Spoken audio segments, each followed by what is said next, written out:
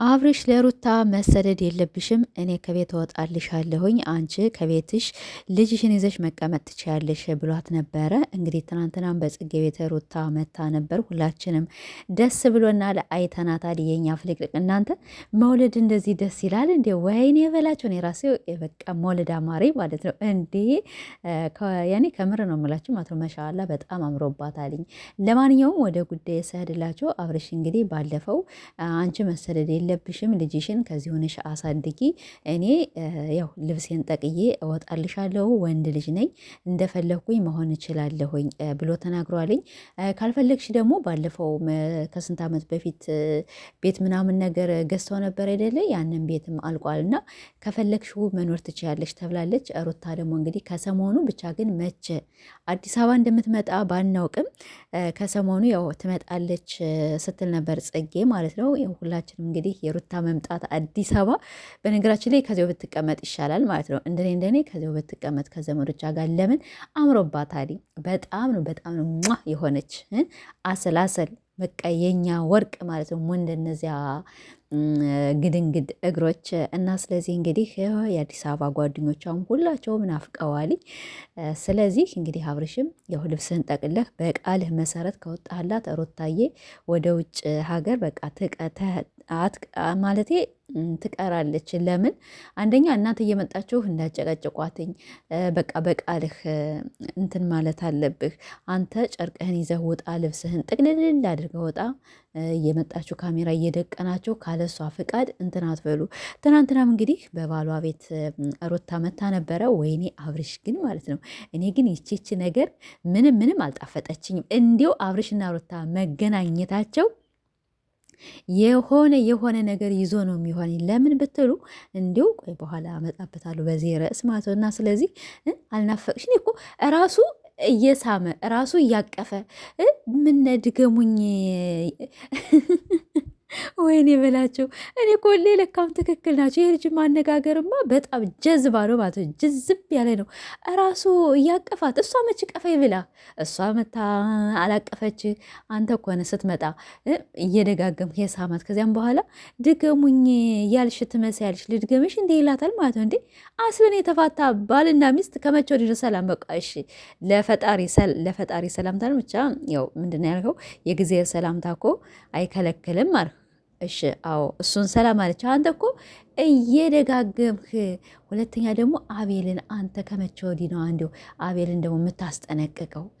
ይህን ነገር እኔ ብቻ የሆነ ነገር ጠርጥር ያለውኝ እናንተ ጠርጥራችሁ እንደሆን አላውቅም።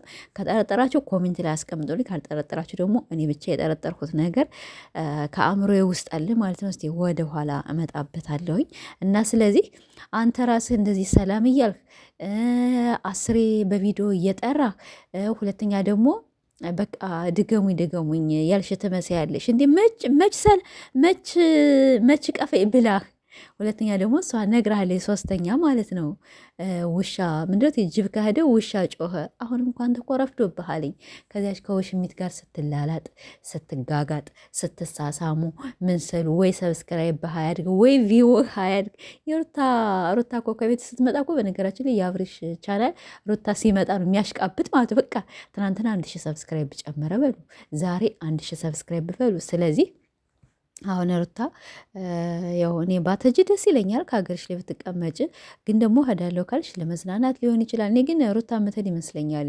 ትናንትም ከነጽጌ መታ ወደ ውጭ እሄዳለሁኝ ምናምን ነገር ብላለች። ይህን ጉዳይ አንስተውት ነበር። ጽጌም እንግዲህ ብዙ ነገሮች ለማንሳት ሞከራለች። ሩታ ግን እኔ ብቻ ዝም እየሳስባት ሩታ ለእንትን ነው የምትሄድ። ይሄ ምንድን ነው ለመዝናናት ምናምን ነገር ይመስለኛልኝ እንዲሁ መሰለን ወደ ውጭ ሀገር ወደ አውሮፓ ምናምን ባትሄድ ይሄ ወደ ዱባይ እንደዚያ ወይም ብቻ ኢትዮጵያ ውስጥም ቢሆን ከዚያ አካባቢ ምትሄድ ይመስለኛልኝ። እና ስለዚህ አብርሽም ደግሞ በቃ አንተ ሩታ ስትመጣ ከፈለክ አንተ ቤትህን ተከራይተህ ወጣ፣ ካልፈለክ ደግሞ ከአዲሱ ቤት አስገባት።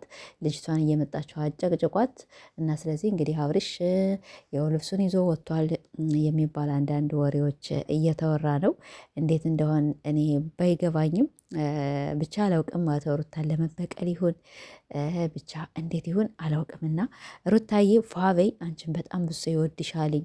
ተለተሉ ቪዲዮ ልቀቂ እንደዚህ ለሚያሰድብሽ ሰው አሁን መሰለና አብርሻው ብዙ ጊዜ ያሰድብሻል አውቃለሁኝ።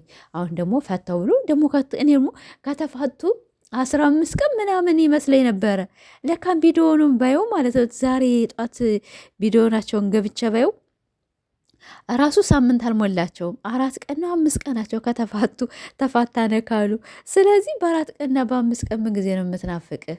ያው ልትናፍቅ ትችላለች፣ ሚስትህ ናት። ግን ቢሆንም በገዛ እጅህ ፈትቻለሁኝ ካሁን መንደር እየሄድክም እኔና ሩታ በቃ ባልና ሚስት አይደለንም ተለያይተናል እያልክ ከዚያ በኋላ ደግሞ ሲጠርብህ ሲያርብህ እየመጣህ ልጅቷን ትጠራለህ።